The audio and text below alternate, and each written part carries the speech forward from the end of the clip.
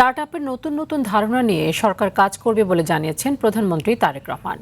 ICT বিভাগ থেকে স্টার্টআপদের জন্য ৫ লাখ থেকে ৫ কোটি টাকা পর্যন্ত তহবিল পাওয়া যাবে বলেও জানিয়েছেন তিনি। ঢাকা বিশ্ববিদ্যালয়ে তারুণ্য, স্টার্টআপ ও সম্ভাবনার বাংলাদেশ শীর্ষক অনুষ্ঠানে এসব কথা বলেন তিনি। আরও জানাচ্ছেন শামীম চৌধুরী।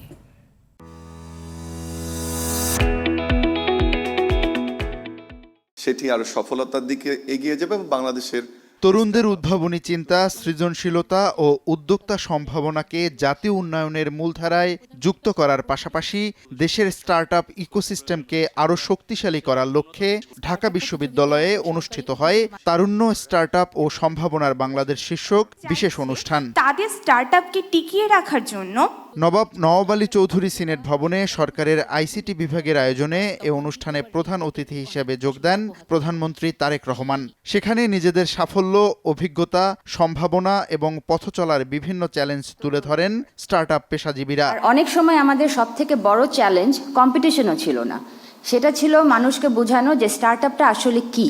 এ সময় তরুণ উদ্যোক্তাদের স্বপ্ন, পরিকল্পনা ও উদ্ভাবনী উদ্যোগের কথা মনোযোগ দিয়ে শোনেন প্রধানমন্ত্রী। পাশাপাশি তাদের বিভিন্ন প্রশ্নের উত্তর দেন এবং সরকারের ভবিষ্যৎ পরিকল্পনার কথাও তুলে ধরেন। এন্টারপ্রেনার যদি কোনো নতুন আইডিয়া নিয়ে আসে এবং আমরা যদি দেখি, অ্যানালাইসিস করি যে ওই আইডিয়াগুলো will give us a good benefit, definitely আমরা ওগুলোকে ফান্ড করবো ইনশাল্লাহ। অনুষ্ঠানে তরুণদের উদ্ভাবনী চিন্তা ও উদ্যোগকে আরও উৎসাহিত করতে নির্বাচিত ৬টি স্টার্টআপের প্রতিনিধিদের হাতে অনুদানের চেক তুলে দেন প্রধানমন্ত্রী। মাননীয় প্রধানমন্ত্রীর কাছ থেকে বিশেষভাবে এই ১০ লক্ষ টাকার অনুদান পেলেন। পরে আনুষ্ঠানিক বক্তব্যে তরুণ উদ্যোক্তারা দেশকে এগিয়ে নিয়ে যাবে এমন প্রত্যাশা ব্যক্ত করেন প্রধানমন্ত্রী। যেহেতু দেশ পরিচালনার দায়িত্বে আছি, আমাদেরকে দেশকে নিয়ে আমরা চিন্তা করি, দেশের বিভিন্ন সেক্টর নিয়ে চিন্তা করি। এই যে আমরা রাত দিন পরিশ্রম করছি, চেষ্টা করছি একটু চেঞ্জ করার জন্য, আমার মনে হলো যে হ্যাঁ, আমরা কিছু সংখ্যক মানুষের হাতে দিয়ে যেতে পারবো, যারা আমরা যেখানে ছেড়ে যাব সেখান থেকে তারা দেশটাকে এগিয়ে নিয়ে যেতে পারবে।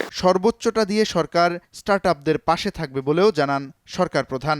আমার সরকারের অবস্থান থেকে আমি বলতে পারি, আমরা আছি আপনাদের সাথে, আপনাদেরকে হেল্প করার জন্য, আপনাদেরকে পথ দেখানোর জন্য, আপনাদের পাশে দাঁড়ানোর জন্য আমরা আছি। কতটুকু পারবো আমি জানি না, বাট আমরা আছি। যতটুকু পারবো সর্বোচ্চ শক্তি দিয়ে আমরা আপনাদের পাশে থাকার চেষ্টা করব আমরা ইনশাল্লাহ। অনুষ্ঠান শেষে স্টার্টআপ উদ্যোক্তাদের প্রদর্শনী স্টল ঘুরে দেখেন প্রধানমন্ত্রী। সেখানে বিভিন্ন উদ্ভাবনী পণ্য ও প্রযুক্তি ঘুরে দেখেন এবং সেগুলো কিভাবে সাধারণ মানুষের জীবনমান উন্নয়নে ভূমিকা রাখতে পারে সে বিষয়ে উদ্যোক্তাদের সঙ্গে মতবিনিময় করেন তিনি। শামীম চৌধুরী, RTV, ঢাকা।